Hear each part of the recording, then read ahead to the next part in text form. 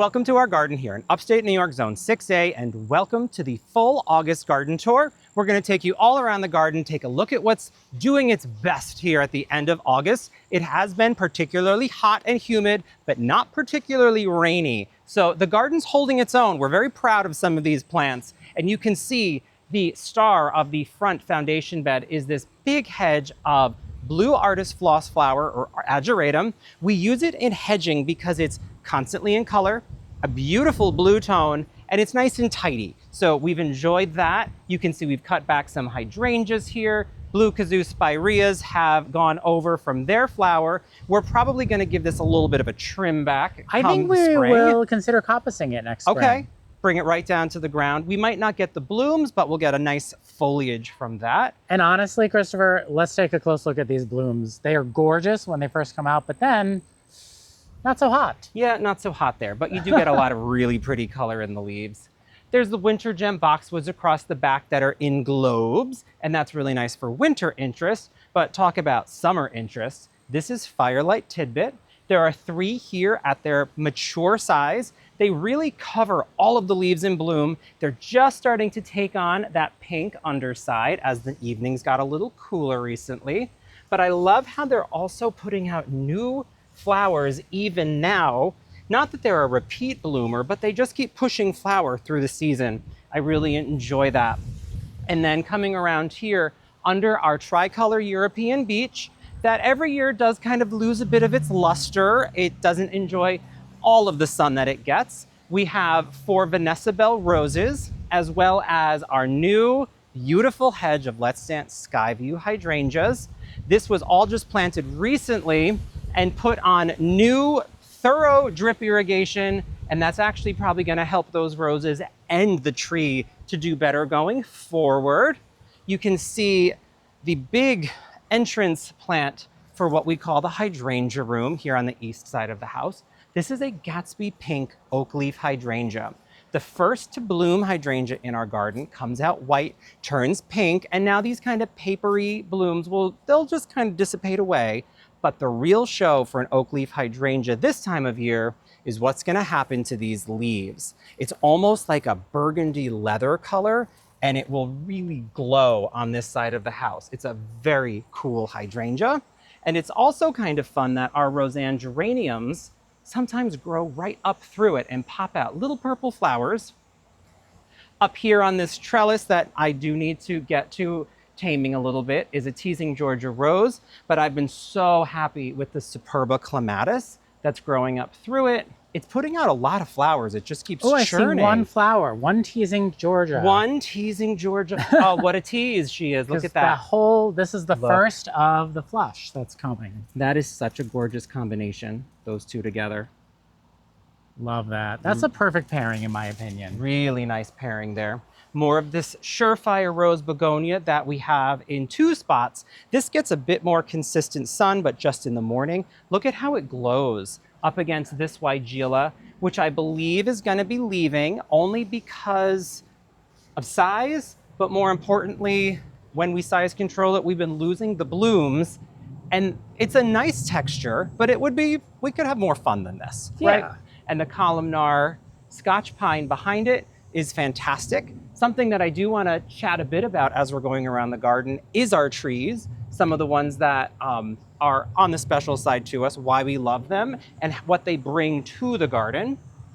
In that case, you can see that there's a transom window to our guest bathroom, actually, but we have such an expansive vinyl siding that in our contemporary cottage garden style, we're trying to soften some of these long lines of vinyl siding. And what a beautiful thing to use this Scotch pine that has sort of that, I don't know, I love the way this pine looks. It's supposed to stay narrow. I mean, it's definitely getting wider, but we'll see. We'll see what it does. Easy to prune. Easy to prune, that's for sure.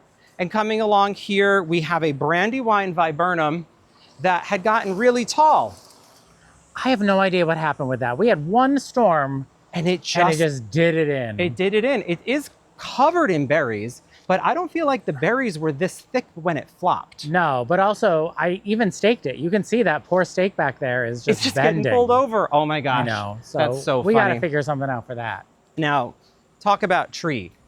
Let me back up for this one. Back all the way up. Look at this gorgeous tree. This is a Royal Frost birch. We bought this a few feet shorter, that's for sure. It's as a single stem. We could have got it as a multi-stem, but on this side of the house, we just wanted this nice sentinel that kind of cut everything off.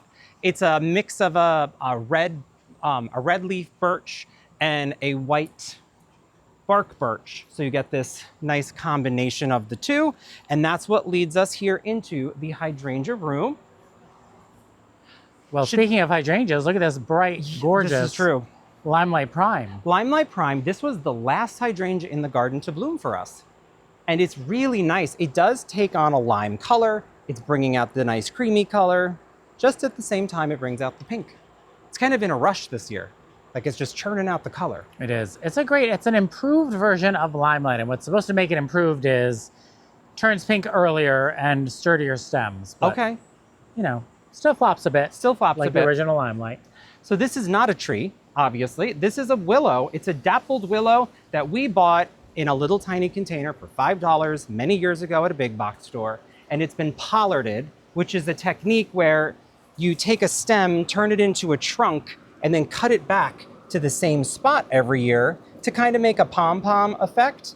And the reason we did it is we didn't have any shade in our new garden because it is so young. So we made our own shade. And it's still gotten really big even though it's been pollarded. So there'll be some work to do here. And in that shade, we planted a gorgeous mix of things. And you always remember the names way better than I do. So okay, go for it. We've got Coast to Coast hosta, Diamond Lake hosta. There's a Hudson Bay hosta, Jack of Diamonds, brunnera, wee hosta, blue mouse ears hosta.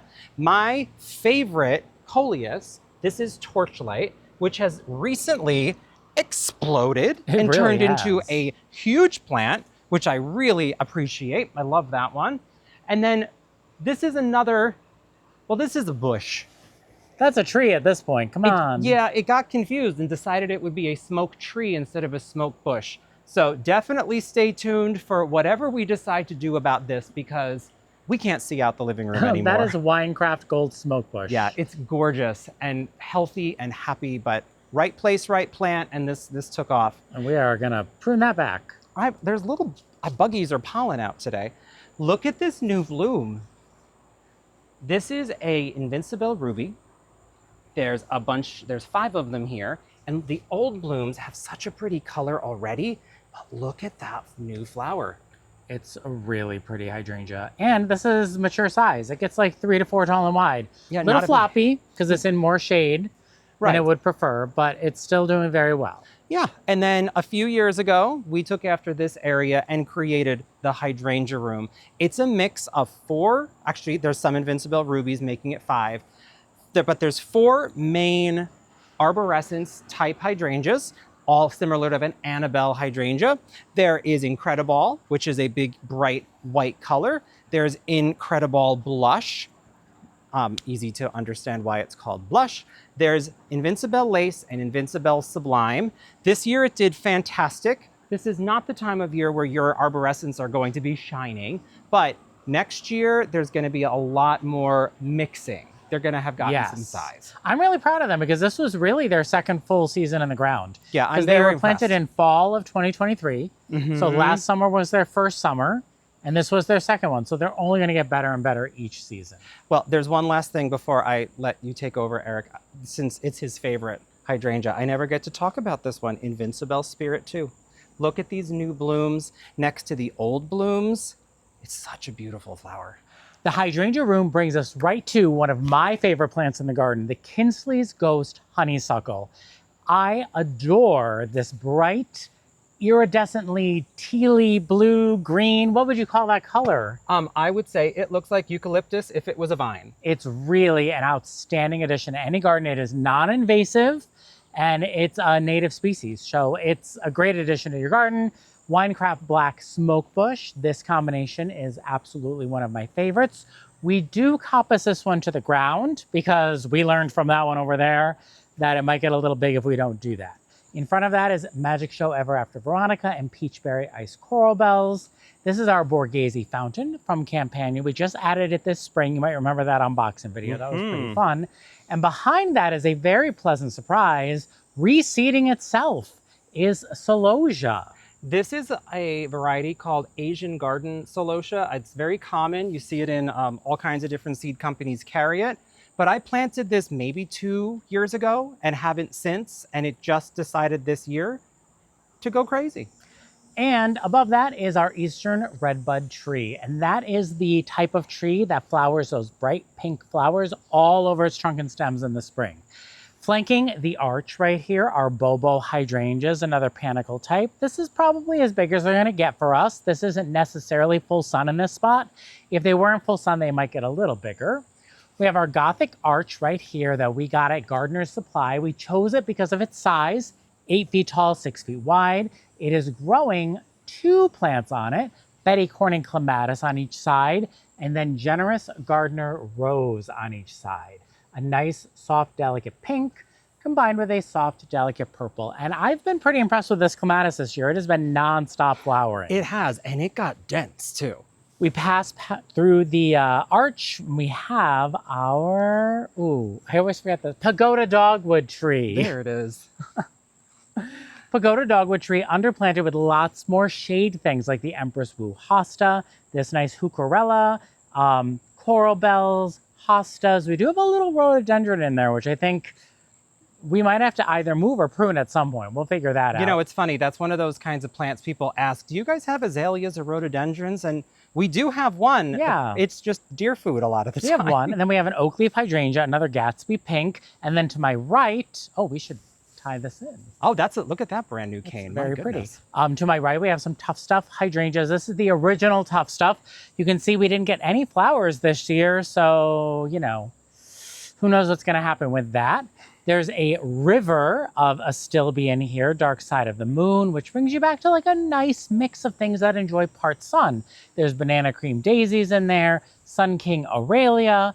There are some more hydrangeas back there. I think that's Cape Lookout. It's a seaside serenade. Those are being pulled out because we have another hydrangea coming in that I know is going to perform better there.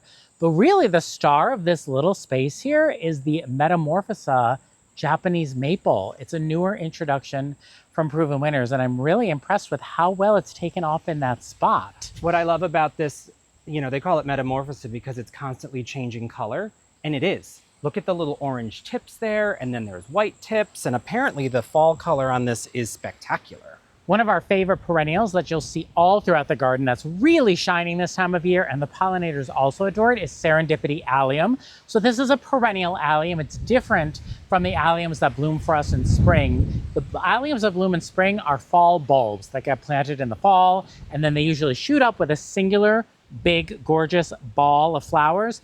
This one is a perennial, so it's easy to divide and spread around the garden, which is what we've done. So you'll see it everywhere, as well as Walker's Low Catmint. Lamb's Ear, James L. Austin is starting to, another flush, just starting. Look at that. Nice and vivid. It's Super a really pretty. fragrant one too. Gold Cone Juniper against the fence right there adds a nice little bit of structure and winter interest. Wine and Roses Weigela. Peony foliage, which tends to get a little powdery mildew on it this time of year, but that's okay. It just goes to the ground when the time comes. And then we've got our Quickfire Hydrangea, Pinky Winky Hydrangea, and another Quickfire Hydrangea. But what is really shining this time of year right in front of them are the Fall in Love Sweetly anemone. And believe it or not, this is a type of anemone that can take full sun.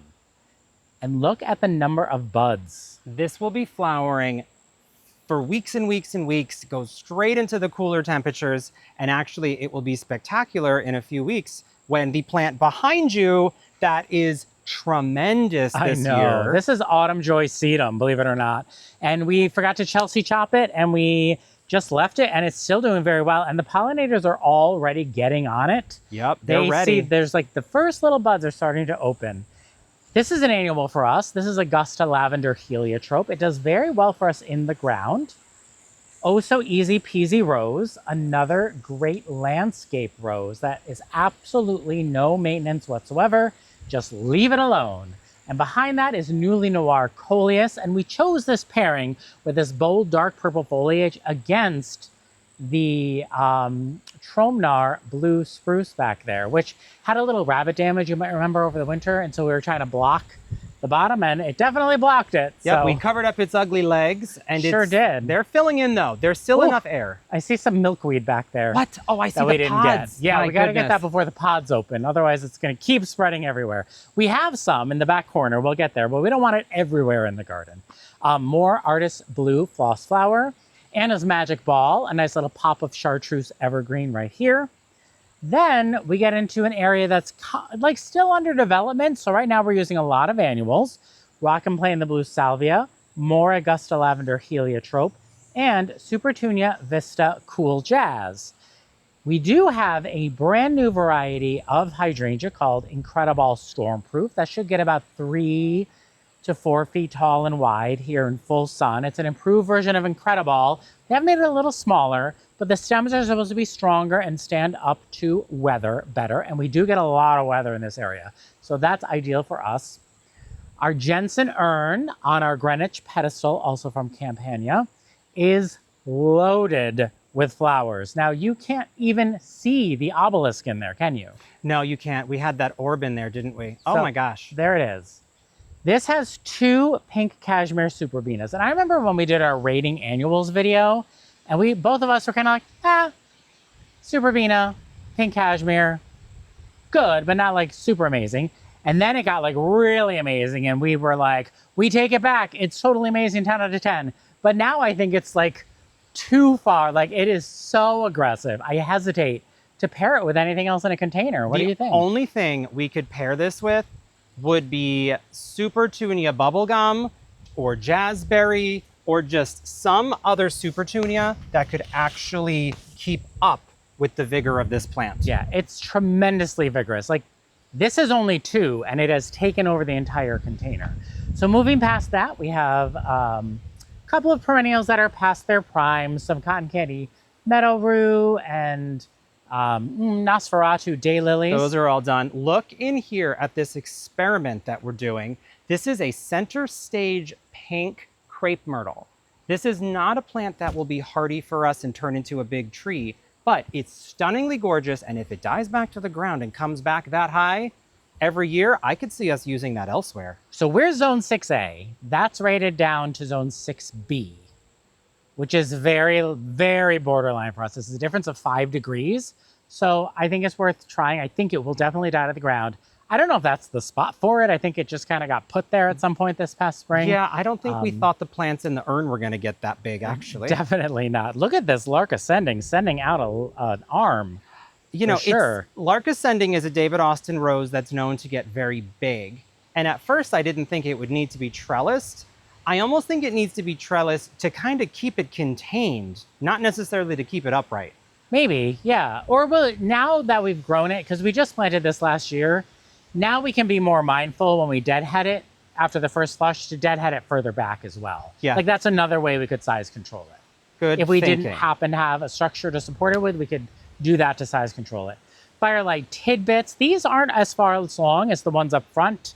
They're more immature, and I don't think they get as much water. Autumn Joy sedum. And back there was that repetition of Quickfire and Pinky Winky and another Quickfire. Northwind's Panicum was totally flopped after that last storm, so I came through and I just tied it up. I actually like it tied up. I think it looks great. Yeah, so I think next spring we should remember to like stake it.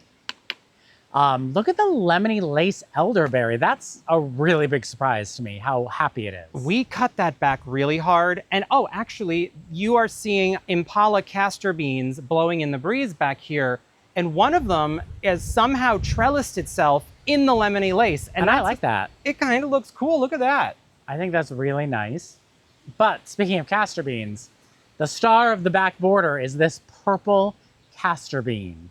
And yes, castor beans can be toxic, so, you know, make sure you're handling with gloves and stuff.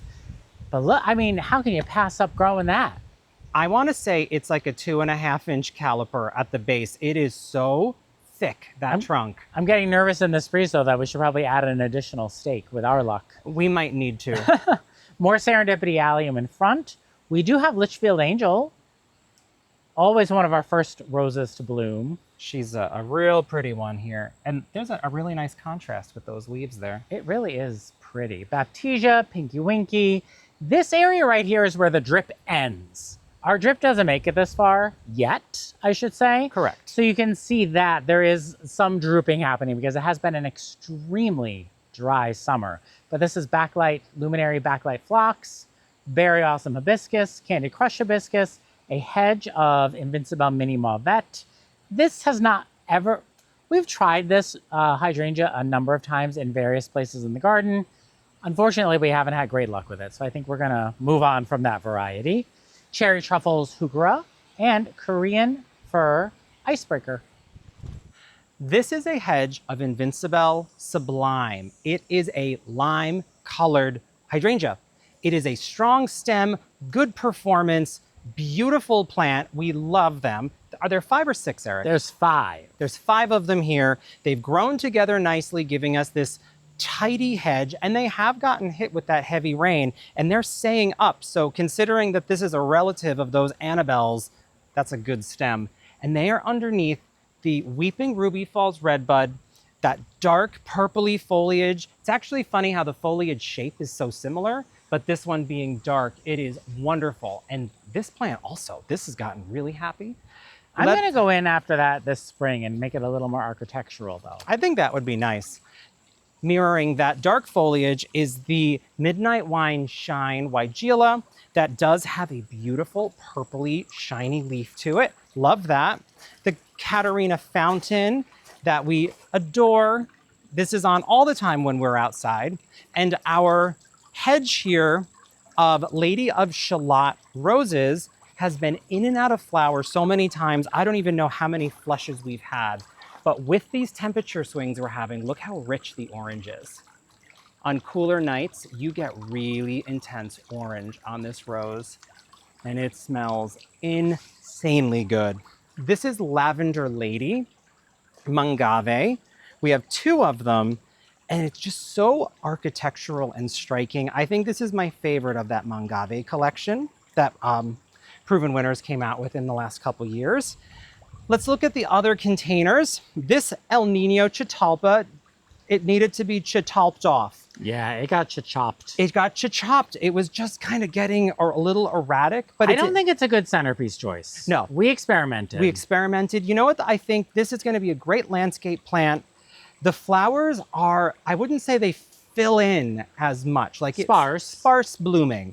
And the fragrance, I'm not in love with the fragrance. I know that. It's kind of funny because we kept hearing how amazing the fragrance is, but it's a little bit too vanilla. It's a little vanilla, and it reminds me of the perfume of a lunch lady at my elementary school. Long story, but you know that sense memory gets you. Anyways, below that, Plum Dandy Alternanthera. It's the prettiest foliage container plant ever. I love this color. I think it's wonderful. We've got new color coming on our Aromance Pink Nemesia. We've had constant color on the Double Twilight Superbells and the Pink Picotee Stratosphere Gora. It's been pushing. For some reason, it's not pushing out leaves. It's just pushing out long stems. It's confusing me. I'm not sure exactly what it's doing, but it still works. Where do you mean it's not pushing out leaves? I feel like it usually has leaves higher up somehow. Oh, I don't know. Maybe that's a breeding improvement. I don't know. And there is one other plant in here, and we've talked about this before, that the Double Delight Blush Rose Begonia, figure-wise, was not holding up. But now that this one's in a little shade under these, it's getting that pink color, and it's beautiful. There's the other Lavender Lady. The Big Pot. This was so much fun planting this up. There are 4 of each plant in here. The Superbena Pink Cashmere that you can see is tremendous. More of the Alternanthera. There is Bluebird Nemesia still fighting through. I'm really impressed with that. And Meteor Shower Verbena is also in there, as well as our centerpiece of a Rise Up Lilac Days Rose and a Jolly Good Clematis. But look at what else is climbing through the trellis, Eric. I know. Have you ever seen Superbena start climbing a trellis? We've never grown it before. It's really going for it. Now this container, I don't know if either of us thought this was gonna be one of our favorite containers because we were trying some stuff. You know, we decided to use a Japanese maple as a centerpiece. But then look at this happy bee. This is more meteor shower verbena, in part shade, more sparse, but still flowering and still looking fantastic. This is the vintage lipstick something echinacea. I'm going to put that on the screen. Gorgeous color. Look at the color of the new bloom. So pretty. This is definitely going in the ground. Space Age Black Hole Begonia next to Superbell's Magic Double Grapefruit, which is changing color again with the temperatures. It's a really nice, kind of cheerful but not overkill kind of planter. It is. And did you already mention the begonia? I can't remember. Oh, there is more of that blush rose begonia. Look at this one. Look how big the flower is. And it's a better color It in is more shade. Yeah, it is a better color in more shade. And yes, there are 4 of them under that pink cashmere. So Buried. not a good pairing there. We have 3 containers with the same plantings in it. This Kimberly Queen fern, someone asked what we were going to do with it over the winter. And I said, if you tell me, I have no idea what we're going to do with this. We can't move that planter. This planter is way too heavy, so I don't know what's going to happen with the fern. We'll let you know. Below that, this is the Sweet Caroline, Sweetheart, Shadow Storm Sweet Potato Vine. This variegated sweet potato vine, it doesn't get particularly huge. It does trail, it got pretty big. Eric gave it a little haircut recently. Beautiful performer, did take a while to get cooking though. We have the Summer Wave Large Violet Perennial, as well as Rocapoco Apple Blossom Impatience. And there's also some lamium in there as well, the pink Chablis. Really nice, pleasing to the eye combination of textures. Up in the hanging baskets, we have a different kind of fern with the same grouping of plants. We're a little in between on bloom cycle right now, but I mean, this is utterly covered in buds, absolutely covered in buds. So this is going to explode into color very soon. Our collection of house plants, emerald curl, hairy philodendron. I think these leaves are kind of pretty. They're nice. They're growing on me. Love this colorful orbifolia. This is a calathea. That's, oh my gosh, it's grown like a weed. Art Deco schismoglotis. That took me so long to remember. And this is Sword Dance. It's the leaf joy version of a staghorn fern in these little baskets that are just hanging from hooks in here. That's been really nice to have.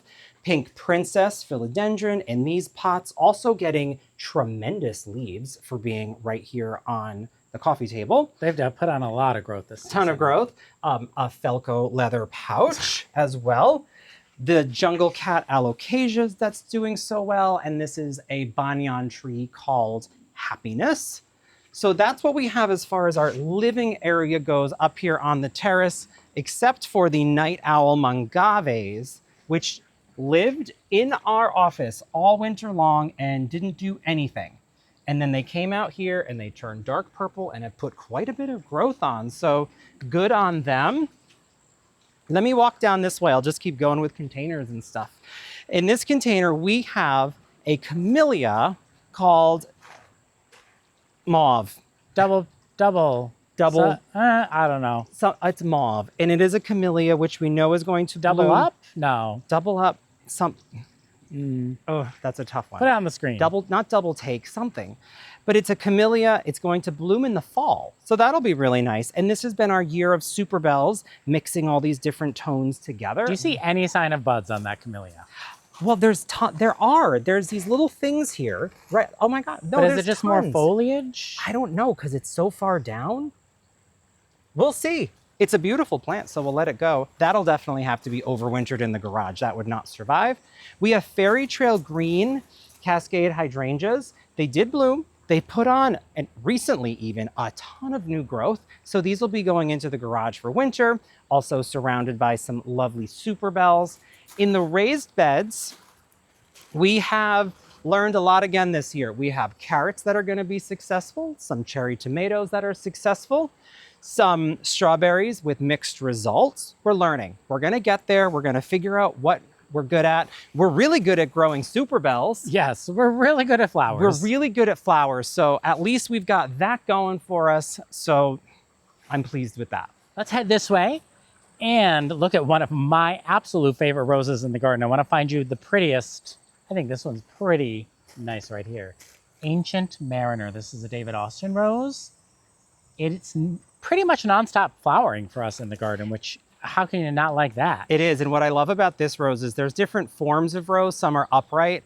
Then the Ancient Mariner is a sprawler. And I like a sprawling plant. I really like a plant that has an attitude, and I think that this one does. It just goes wide. And we have more Serendipity allium in here. A nice hedge of Tough Stuff Top Fun. And this is an improved version of that original Tough Stuff hydrangea that we passed earlier that had no flowers on it. And you can tell it's improved because look how many flowers are on it.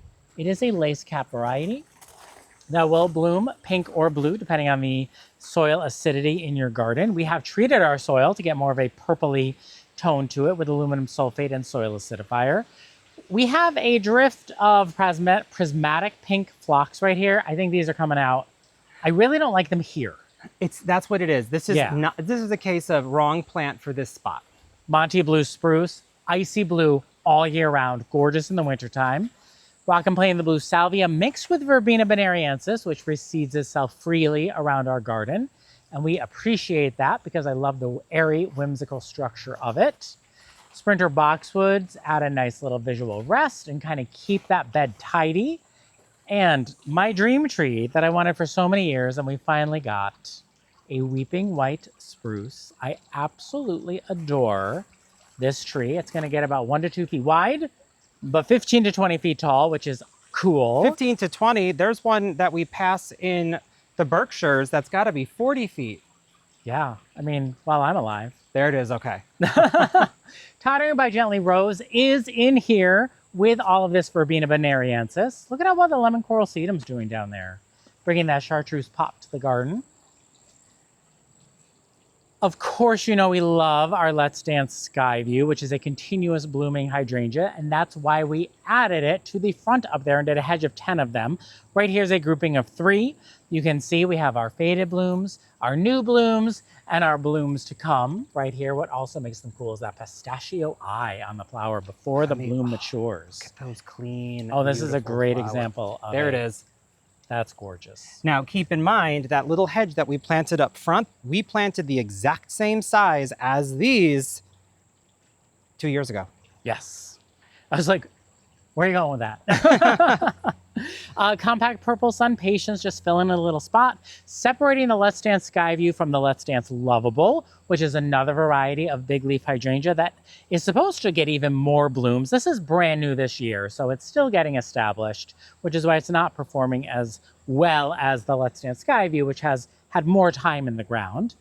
Sensation Honeysuckle, another non-invasive variety. Hummingbirds love it. An annual daisy for us. This is called African, no it's not. It's called Bright Lights White. It is an African daisy Osteospermum, right? Yeah, Did I get covered in flower. Really pretty. Really pretty. Here we had some foxgloves, and you can see they've started to reseed themselves all around, which I'm excited about. Kind of the point or the peak of this area of the bed is the Green Gable black gum tree, which is a native tree in our area. And we chose this tree because it is native to the area, but it also gets an incredible fire red fall foliage. And so it's paired with this Princeton Century ginkgo, which gets a bright yellow fall foliage. So when you're sitting on the terrace up there, you can see the staggering of the red with the yellow. And then there's some orange and gold back there with the beeches. It's a pretty combination. Underneath each of our specimen trees in the center of our back lawn is a hedge, a square hedge of, not Fall in Love Sweetly. Sweet Romance Lavender. Is a square hedge of Sweet Romance Lavender. And this aesthetic or this vibe was inspired by the King of England's garden, King Charles. He has this under his fruit trees. And then as the fruit trees have matured and cast more shade, he switched the lavender out for catmint because it can tolerate less sun. But I thought that'd be fun to do. It's beautiful, and they have performed wonderfully. Bringing us back to this bed, we have our Steady Eddie Viburnum, which I think has underperformed this season because I think we don't have enough drip on it. I agree. This whole garden, this whole half acre, I'm going to be taking a look at the drip that we started with, because when plants get bigger, they need more water, which And I remember when we were first newer at drip, I think we were more conservative. That's true. We didn't, well, we've also. I bet these probably only have like one gallon emitter each on them. I bet they probably, yeah, they probably only have 1 gallon, and we have not had the rain. Artist Blue Floss Flower Ageratum. Again, we love to like cap off a bed with that. This is Snowfire Aronia, which is doing very well once we caged it with black chicken wire. You'll notice that throughout our garden, anything that the rabbits like to eat, like the roses or any of the perennials like the yarrow, or even this Aronia, that we'll put black chicken wire cages around it, and that'll help protect it from the rabbits. Oh, milkweed. Oh my gosh, the milkweed. So good for the butterflies, but so invasive. I'm so bad at getting it out. This is another pink rose right here. This is Reminiscent Pink, a rose from Proven Winners.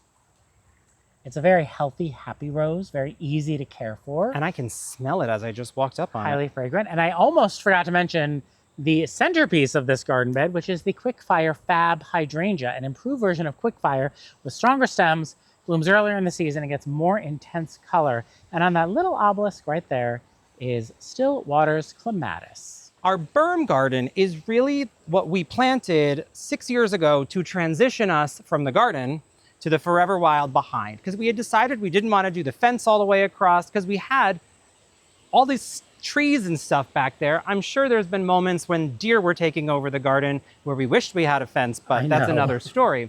We have 8 green giant arborvitaes. We have some birch trees, just a river birch, a red obelisk beech giving us this tall, skinny sentinel. Up on top, we planted a catalpa tree, that bean tree. Over there. Yeah, come over here, Eric. Also native to our area. Also native. And what's funny is that was another $5, $15 find. And we planted it up there and never touched it again. And now it is tremendous and has all of the big, long, foot-long beans on it. This plant here is a viburnum called Opening Day. Opening Day. And it has gotten really big, and it's great. My favorite of all the grasses in our garden, this is Adagio. It's a smaller miscanthus, but it has this champagne colored frond on it. And I think that's so lovely. It's very shimmery, very pretty, up against blue chiffon, rose of Sharon, which again, this is on the no drip. It just does its thing. It's pushing its way through all of these other bigger trees. A small hedge of little lime hydrangeas, a black lace elderberry that's also getting itself together. This is vintage gold celosia, which is a seed that I got to harvest myself at Bethany's house last September in Chicago. This is the other specimen tree that we have with the square row or lavender hedge. This is a paper bark maple that we bought as a small specimen, knowing it's going to take a very long time to grow. That was a clearance tree, remember that? This was a clearance tree. It had some shaping issues. Eric did a really good job pruning it. It's probably gonna need some limbing up though, Eric. For what sure, do you think? it's gonna get limbed up. We wanna do it while it's young. Those bottom branches are gonna come off. And that will definitely automatically give this some extra height, some extra presence in the garden. Because right now, you know, it looks like a small tree, but that's gonna make it look like a grown-up tree. On this side of the garden, we have a smattering of fluff, a lot of blue, a lot of annual, a lot of possibly too many annuals. Yes, not possibly, for sure. For sure. There are other perennials. There's even a rose right here that's about to bloom, just getting smushed clobbered, by that salvia. Just smushed. But we do have, thankfully, room to save this beautiful Japanese white pine. So much sculpture and winter interest. And as this grows, it really just takes on its own form. Easy to prune, easy to shape. They can get quite large, but again, you can prune it to be kind of what you want. And it has so many fun cones on it this year. The cones are particularly pretty on that one. I really love that. This is the tiniest panicle hydrangea in the whole land.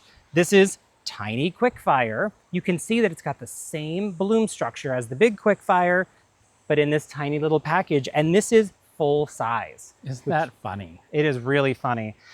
Let's go this way, Eric. Okay, I'll back up. Back up, The back sun, up, back we're up. playing with the sun.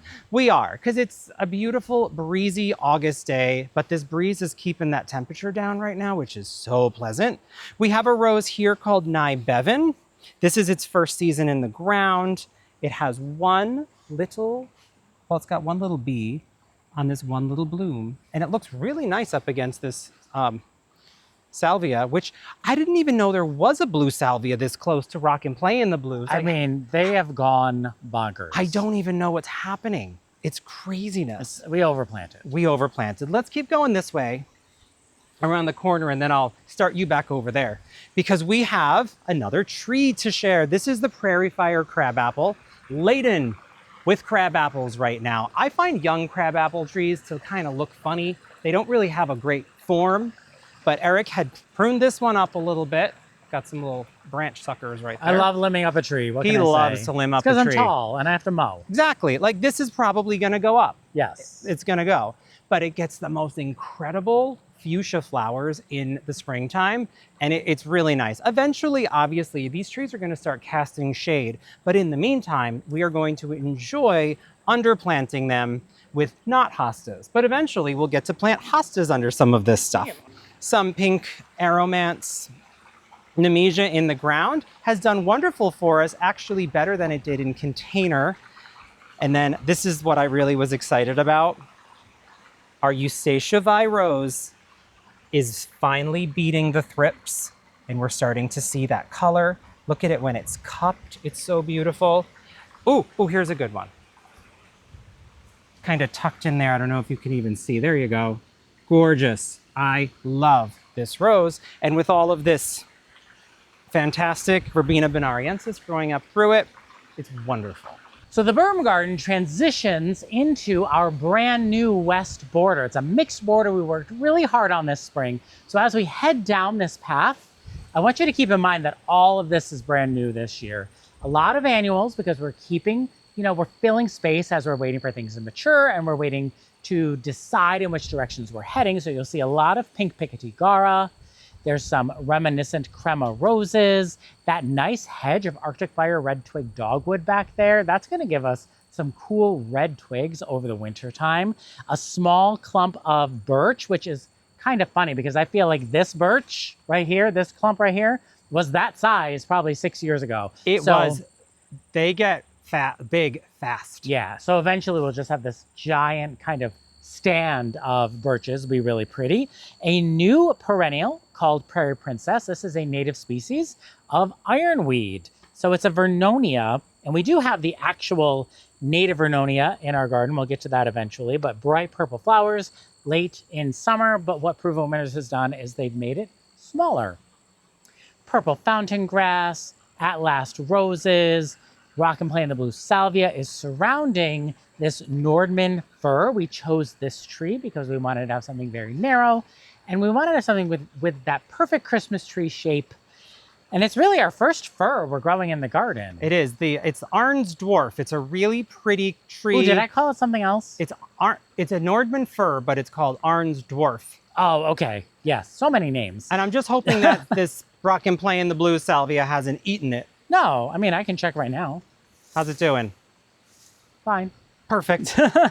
Bubbly Wine Weigela, Sprinter Boxwoods to kind of echo the Sprinter Boxwoods over there on that curve. So thinking about how the two garden beds are going to work together over time.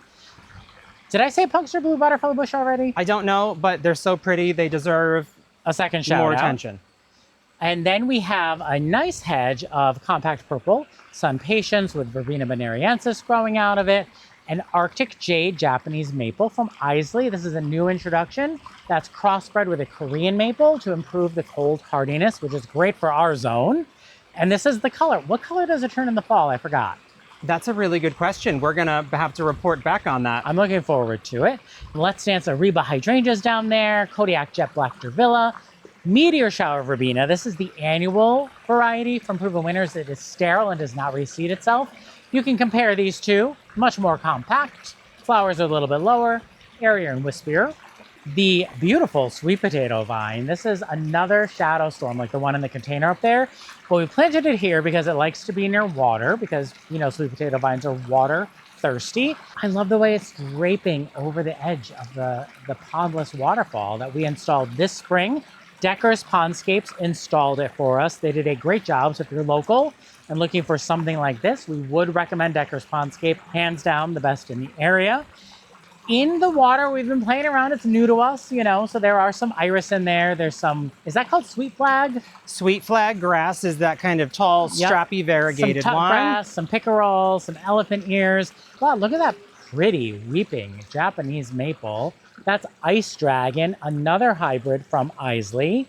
That's going to be a little bit more structural. And as we prune it and trade it to kind of hug the pondless waterfall. And an enormous drift of Supertunia Mini Vista Indigo. There's probably 20 of them here. And a little accent of evergreen, a gemstone Hinoki cypress. That's probably as big as that's gonna get. And I think that's so cute. It stays nice and small, and I've been pruning away some of those mini vistas so that it doesn't get overtaken. Let me pop over here to share with you something we don't love in the garden right now. This is Purple Pillar Rose of Sharon. We have decided it's coming out only because, one, it blooms too late in the season for us. Our other Rose of Sharons all bloom way earlier than this one. Two, it splays too much, so it's not as narrow as we thought it was going to be. And three, it's just kind of competing with our Diana Contorted Larch. So we're going to take this out and give it to a friend who has a giant hedge of these. We're going to keep our Diana Contorted Larch, which is a deciduous needle. So it drops all of its needles. They turn bright gold in the fall, drops them. They do have cones on them. I guess you'd call them larch cones, right? Yeah. And it's a really cool specimen tree. Very interesting. So we definitely don't want anything competing with it. So whatever replaces this is going to be a totally different structure than that. Underplanted with Little Lime Punch Hydrangeas, an improved version of Little Lime. Sturdier stems, more flowers, turns bright pink sooner in the season. And Christopher, I do have to point out this combination that I love so much is the delphiniums with the Little Lime Punch and the phlox down here. This is an annual phlox. Is that an African phlox? It is Southern Blaze. I think it's a Texas phlox. Okay. And then we have another Lark Ascending. So I just love this combination of verbena and rose. Oh, a Japanese beetle. Delphinium and Little Lime Punch. And then back here, I'm just going to go really quick, Christopher. Bloodgood Japanese Maple, and we've got some really nice, well, actually, I see a little earwig damage on them, but there's brunnera down there, some more geraniums, meadow rue right here, lavender Miss Meadow Rue, Sun King Aurelia, Morning Light Miscanthus. This is probably my favorite ornamental grass in the garden. It does well in full sun and part sun.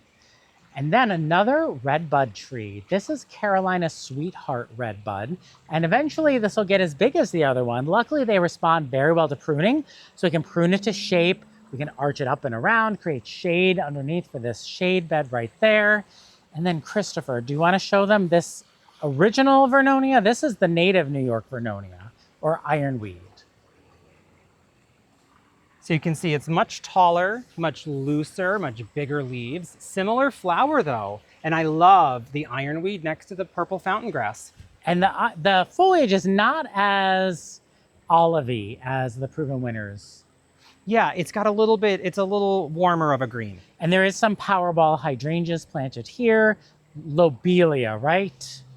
Yes, lobelia. I kept calling it something else, and I finally learned how to say it correctly. Flavor at Paired Rose, tons of buds coming on that. And then this side or that side? Stay over here. Stay over here. All right, more lobelia. This right here is Christopher's dahlias. He bought a packet of seeds from Floret Flower Company, planted the seeds. This dahlia grew last year from seed, so it is an unnamed dahlia, saved the tuber, and then replanted this tuber this spring. The tuber was numbered number 6, so he's been calling it number 6 all season. It is enormous. There's 3 of them here. They are tremendous. They glow in the sun, and they have very long stems. Yes. So I have to say, this is an incredible find. I really love it. I'm gonna be giving tubers to lots of friends.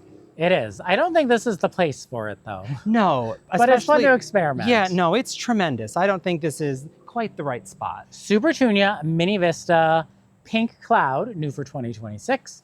More meteor shower verbena. Elizabeth rose is flowering. Christopher, did you see that? Ooh, yes. This is another David Austin that's going to get quite big, the same way as Lark Ascending, but they're just nice and tidy for now. Rocksteady chaste tree, which is going to die to the ground in our growing zone. So every year it'll be cut back to the ground like a perennial, and it'll rebloom just like this. This is Let's Dance Rhythmic Blue Hydrangea. These have put on a ton of growth, and I love how the stem gets dark as the stems mature. Pinky Winky Prime back there, silver lining Artemisia, emerald green arborvitae. We really wanted to cap this garden off with an evergreen, so we left to the one that was here when we had the hydrangea hedge. More floss flower, and a Willerton Old Hall rose. Under the Carolina Sweetheart Redbud, there are pufferfish hydrangea, similar to a Bobo, but a little bit looser, and they get this fun little doodle at the end, which is so funny. I love this hydrangea. It's a really pretty grouping. Cool. It's very recognizable. Yeah, you absolutely know exactly what you've got. Above that, this is a Parkland pillar birch. It's not a river birch, it's the other kind of birch. And it stays very narrow, gets very tall. It's growing incredibly fast. We love having it here. It softens the corner of the house. It really helps transition you to the backyard. Below that, we have String Theory Amsonia, another Tough Stuff Top Fun hydrangea, 3 Emily Bronte David Austin roses. This rose is a beast. It gets tremendous every year. I am going to be doing quite a bit of work on this. I want more water and also a bit of a trellising system. I've got the trellises, but it's too big to worry about this year. Some more of that Pink Cloud, Supertunia Mini Vista, some Perennial allium, our lilac. This is a French lilac. That's what it said on the tag. Sentimental because it's one of the first things we ever planted. I do see buds all over it because we know it's an old wood plant, so it's setting up those buds right now for next year. We have some Invincibelle Ruby hydrangeas, like on the other side of the house. Little tinier, none of those new fresh blooms because these are younger plants. Ember Waves, Western Arborvitae, giving us gorgeous glow. And this is Night Embers. Sedum, this combination is so nice. And then happy accident. It wasn't an accident. We just lucked out that we had those two plants available to put next to each other. Here is another pillar beech. This is Dowick Purple. So this is going to do just like that red obelisk on the berm and give us nice tall vertical interest here to break up this lovely expansive vinyl siding on the house. Claire Austin Rose mixed with this Ragucci clematis. Really pretty, very vivid contrast. I like the creamy white and the dark purpley blue. Wabi Sabi Japanese maple from the same family as Ice Dragon and Arctic Jade. This is really giving us some big spread this year. I'm excited about this. I'm probably going to do a little undercarriage adjustment in the fall. Some more of the Walker's Low Catmint, some Invincibelle Lace Hydrangea under the white pillar Rose of Sharon. This one actually kind of does better than the other one. And it doesn't bother me there because it's not in a center of the right bed. And it's covered in buds, so it is going to bloom more, and it's a nice clear white, so that one's perfectly fine here. This is a Hollywood juniper. It's got a really fun loose habit as it grows. It's just going to give us this kind of ferny texture. Behind me, talking about trees, the Vanderwolf pine. This is the huggable pine. We started this when it was quite small, and it's just done beautifully for us. I love this tree. It's a pretty, pretty color too. It's got the sort of green on one side, blue on the other side of the needles. So there's some variegation. Here's some more variegation. This is the Shiloh Splash River Birch, which is a small tree / large shrub. It's got kind of a wild habit for us this year, but you've got that yellow and green variegation. Very nice. Below that is a Deutzia. That is Yuki Snowflake, looks beautiful in spring and then just gives you some floof green for the rest of the season. Limelight Prime on this side of the house, you can see it still has more of the green. It hasn't gone as white as on the other side. And it gets more sun, so less flop. Definitely, that's a big one. Let's Dance Can Do, which is a hydrangea that I'm calling Let's Dance Could Do. I have my fingers crossed next year it's gonna get itself together and really give us a little bit better form because it's a little loose in the habit. How's that? This is Piglet. This is another miscanthus. It's called Piglet. It's really cute. It's kind of like the Hamlin grass that I've seen other places. It's just like an in-between size. Weeping Norway spruce. I have been training this to be as vertical as possible. I don't think I have to stake it at the bottom anymore, but I'm just trying to keep the leader as tall as possible. And once the trunk is hardened, it won't flop as much. But go away, little critter. I think this looks so much fun. I like having the crazy form. More of the Firelight tidbit. This is Gabriel Oak, David Austin Rose. There's 2 of them. They've been here for a while. Last year, these got thrips. This year, they didn't have the thrips, and they're in between bloom cycles. Such a beautiful, vibrant rose. If you back up a little bit, Eric, this is our Jane Magnolia, which started out as a very small specimen, and we've been limbing it up and limbing it up. In our area, we see these as massive, mature trees, beautiful in spring, and they do hold their own. They have that nice matte finish to the leaves. Very slow growing, but worth the wait. Definitely worth the wait. The last thing we've got to show you is our big containers up front with more of the Plum Dandy alternanthera, the Supertunia Bordeaux, and this Silver River de Delta. What a cool plant that is. Meteor Shower Verbena, and that is underneath the Carding Mill standard roses, none of which are in bloom at the moment, and we're still trying to work on timing them because they've all kind of bloomed at different times. We've got 3 of them in total, but it's been a really successful planting, and it's so crazy to me to think that in not too long of a time, we're going to be switching these over for fall containers. If you want to see how we planted our Let's Dance Skyview hydrangea hedge, check out this video here. Thanks for joining us today for the full August garden tour. Again, I'm Eric. And I'm Christopher. And we're Grow For Me Gardening. Thanks for growing with us.